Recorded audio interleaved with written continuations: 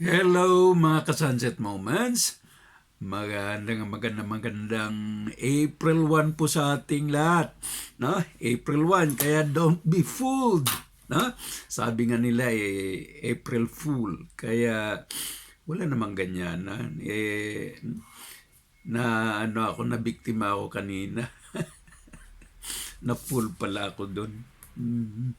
April Fool. Bakit kayo may April Fool? Sino bang pasimuno dyan sa April Fool? Tuloy-tuloy na-prank ako. May natanggap po ako kanina dito sa pero hindi ito sa akin, sa anak ko. Mga akala ko mga bills ito Pero mga notices ata ito. Either notice ng bill or mga invitation ba or whatsoever. Pero ang ganda-ganda ng style nila dito sa Japan. No? Sa loob, either kung bill man yon, water bill or whatsoever, ganito nila, and then tutuklapin mo na lang dito.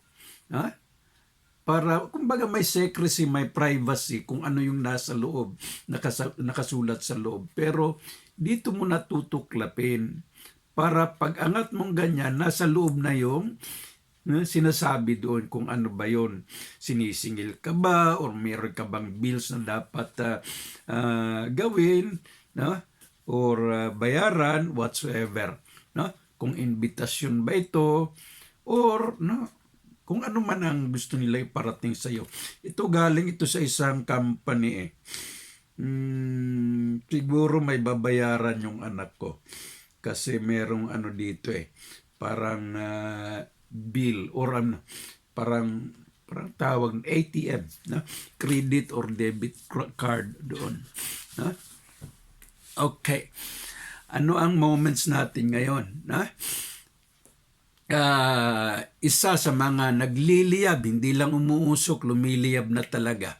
No? Itong mga bardagulan na tinatawag.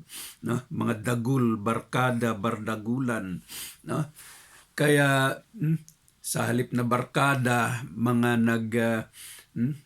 bakit ba bardagulan? Barkada, mga dagul, mga nagbabakbakan, kung ano pang mga ibig sabihin yan. Pero as I understand it, yun nga, mga barkadang nagkainitan, no? Na dating magkasama,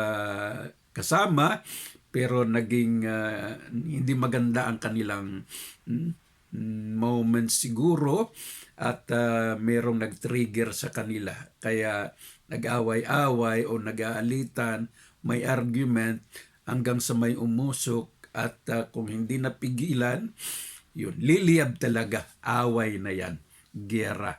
No? Ang ating isang gustong talakayin ngayon, tingnan natin sa kasaysayan. Ang unang bardagulan doon sa magkapatid na Cain at Abel, kung bakit mismong kapatid niya nagpatayan sila na pinatay ni Cain si Abel. Nanlaban kaya si Abel noon? No? Ano nga ba talaga ang sanhi kung bakit napatay na rin lang ni Cain ang kanyang kapatid? Imposibleng talagang bibirahin na lang ni Cain yung kapatid niya kung wala talagang dahilan, di ba? Very obvious naman yon, no? Of course, no? Tao sila, pero hindi natin sila malalang lang kasi kumbaga anak ng Diyos si Adan at saka si Eva, apo ng Diyos si Cain at saka si Abel, no? Kung hinirasyon man ang pag-uusapan dito. Now, unahin muna natin sa sa kasaysayan ng Pilipinas, na naranasan na ba ng Pilipinas o gumawa na ba ng kasaysayan ng Pilipinas na sugurin ng isang bansa? Sa tingin ko parang wala. Dumating si Magellan, no? Dayuhan. Si Legazpi, dayuhan. Mga Espanyol, no? At kung talagang basic na lang, history nga lang, si Magellan nga, sabi nga na-discover ni Magellan yung Pilipinas, but no? Hindi talaga naging kasaysayan yan o naging kasaysayan or pangunahin sa kasaysayan dahil sa andun na yung mga indigenous people na kung tawagin ng iba ay lumad. No? Andun na yung mga Eta, Mandaya, at kung ano-anong mga no, mga ano nila, katribo nila. Andun yung mga Datu, no? Si Katuna ba or ano, no? Andun na yun sila. No? Anong dumating naman ang mga Espanyol, ayun, si Lapu-Lapu ang unang nanindigan at talagang pinatunayan niyang ang Pilipinas ay para sa mga taong nasa Pilipinas. Hindi pa nga Pilipinas ang tawag sa bansa natin noon eh. Kumbaga wala pang bansang pangalan na Pilipinas noon. Galing yan sa pangalan ng isang hari doon sa Espanya, si King Philip. Pero, ayun, naging nabinyagan tayong Pilipinas. Pero, eto, mga banyaga, Espanyol, Amerikano, tapos nilusob ng Japan, no? Okay, hanggang doon na muna. Andun na rin palang yung Chinese noon, Malaysian, andun na rin, no? Kumbaga, trade siguro yun, pero naging ano talaga ang kasaysayan natin. Kumbaga, nilusob tayo, nagsakripisyo tayo, at hindi naman tayo pumatol talaga na lumusob sa ibang bansa. Yun ang alala ko, pagkakaintindi ko. Correct me if I'm wrong about that. No? Pero, yun, no? May agawan na rin ngayon sa South China Sea. No? Andun na yung mga, no? Ano tawag no? Nine dot lines. At yung mga agawan ng China, Taiwan, yung sa South China Sea, Indo-Pacific, West Philippine Sea, at obviously ang North and South Korea, communism and democracy, andun mga iba-ibang ideology. Ang China at saka Amerika, World War yan, no? Mga giyera sa mga salita, no? Kaya kailangan mga dialogues dyan, pero hindi basta-basta na lang nagkakaintindihan. Dati andun yung USSR at saka USA, no? Pero nabuwag na rin yung USSR, pero nanindigan pa rin ang Russia sa communism na ideology nila. Yun nga lang, iba-ibang ideology, materialism, imperialism, socialism, sa kabila, democracy, pero andun pa rin yung mga elitista, racism, at mga hindi masyadong magandang kultura, no?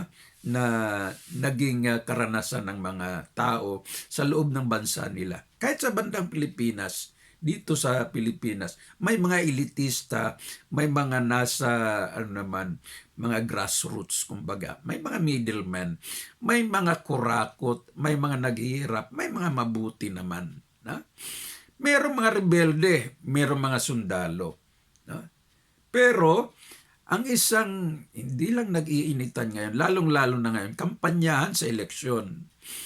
And sad to say na the past administration and the current administration ang siyang bubungguan niya ngayon. Hindi lamang debatihan, kundi bardagulan na talaga sa social media, sa mga rally, at kung ano-ano pang mga ginagawa. Mga prayer rallies, kung nilusob yung isang simbahan, at ayun, sa Davao, pumasok yung isang military leader, ayun, hinarang, hindi makapasok-pasok. Ewan ko ano nga nangyari doon. Simbahan talagang ilang araw, ilang linggo na talagang, ewan ko kung ano nangyari doon ngayon. Na-impeach naman ang Vice President Sara Duterte, na nasa kabilang panig, nasa pamilya mismo ng Duterte. At sinong namuno dyan? The Congress or House of Representatives na pinamumunuan ng kapatid or pinsang buo ng Pangulong Marcos. Kaya titingnan man natin dito ngayon, ang labanan talaga ay sa gitna ng Duterte at Marcos. Yan po ay sa politics. No? Sa politics po yan. Hindi po sa military yan. No? Pero sa ideology naman, no? Klaro naman na demokrasy or kapayapaan, kalayaan ang gusto ng mga Pilipino.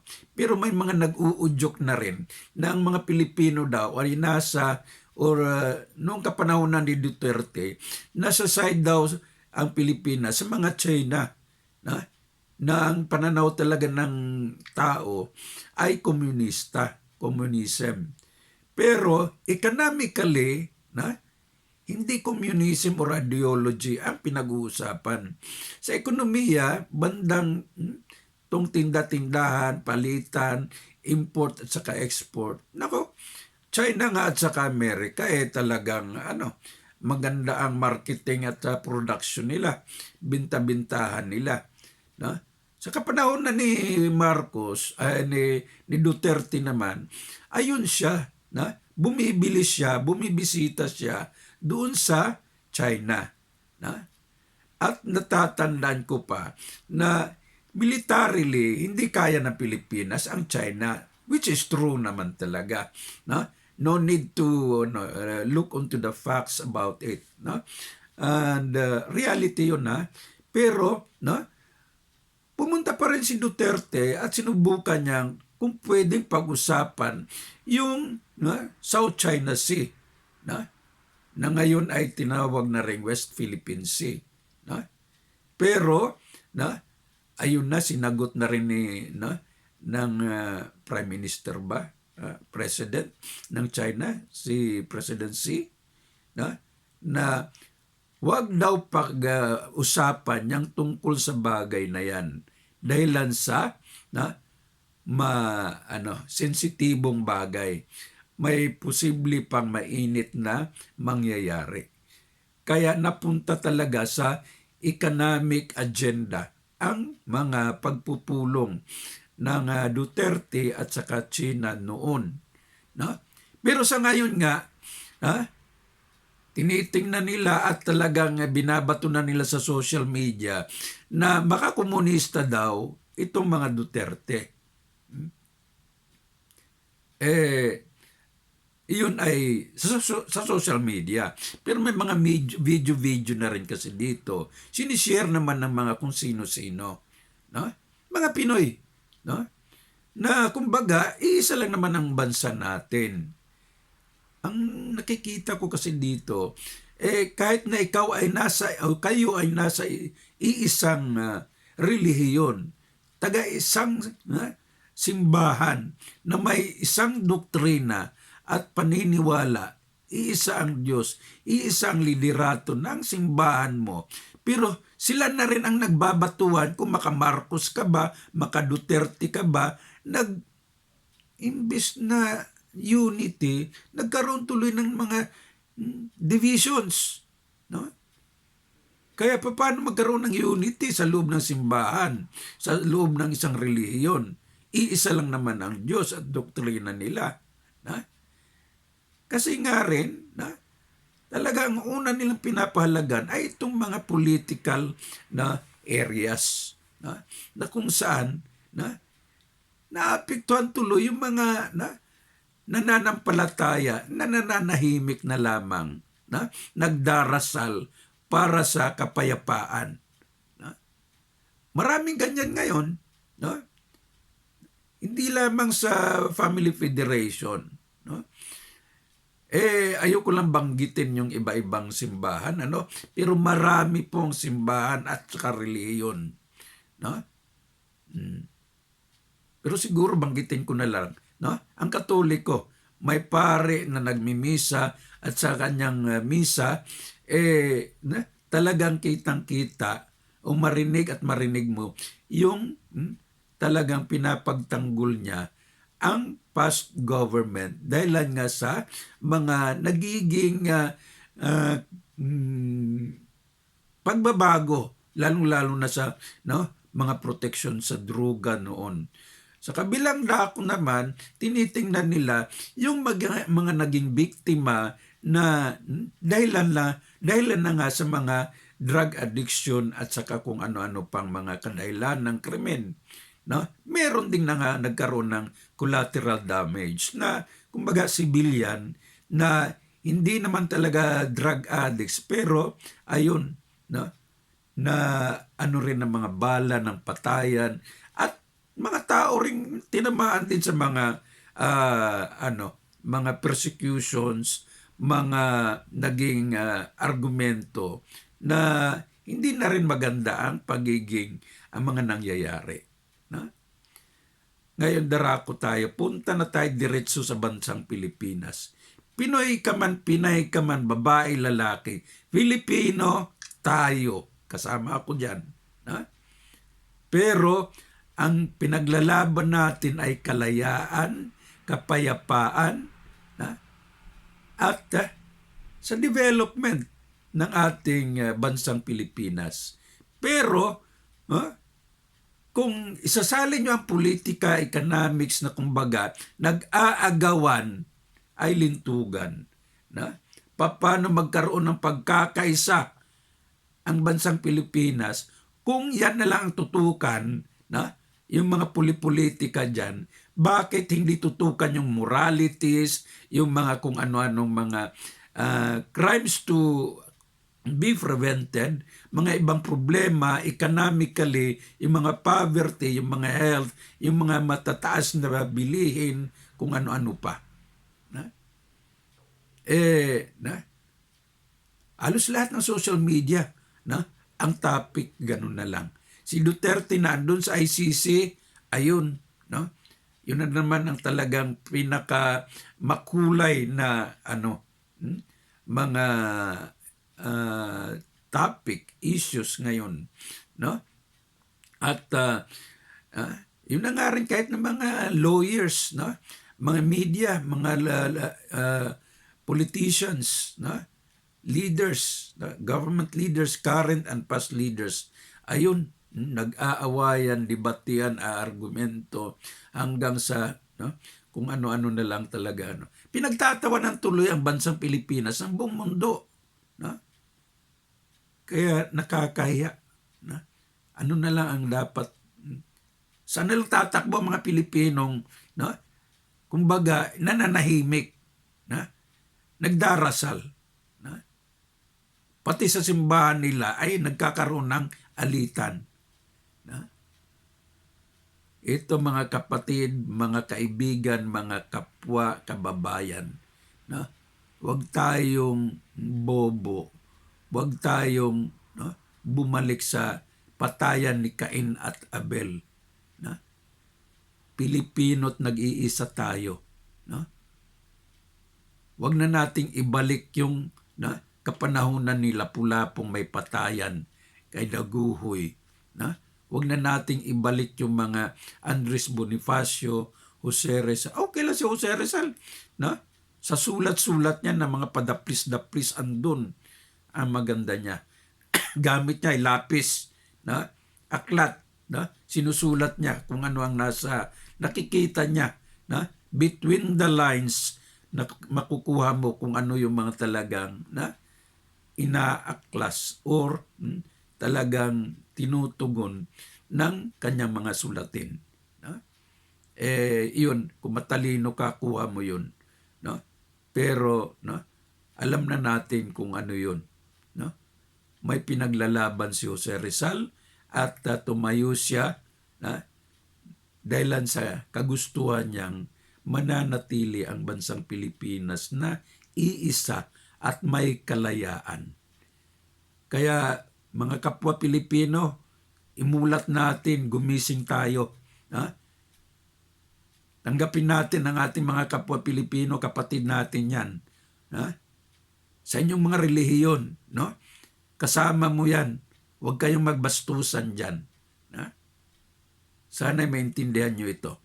wala akong pinapanigan kundi na bilang isang veterano na rin sa simbahan man, sa edukasyon, sa karanasan, wag nating gawing malisya ba o kabastusan ba or kasinungalingan ba ang mga nakikita, naririnig natin sa mga social media at kung ano-ano na lang na mga fake news, kung ano-anong mga pagsisinungaling, pagpapakita ng mga kung ano-anong ayuda ba yan or mga proyekto na may mga obviously ibang motibo, lalong-lalo na sa kampanyahan ngayon para sa eleksyon.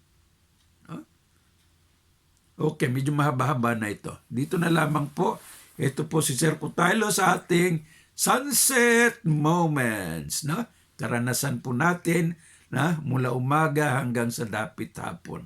Sunset Moments po. Sir Cutaylo sa inyong abang lingkod. Magandang araw sa ating lahat.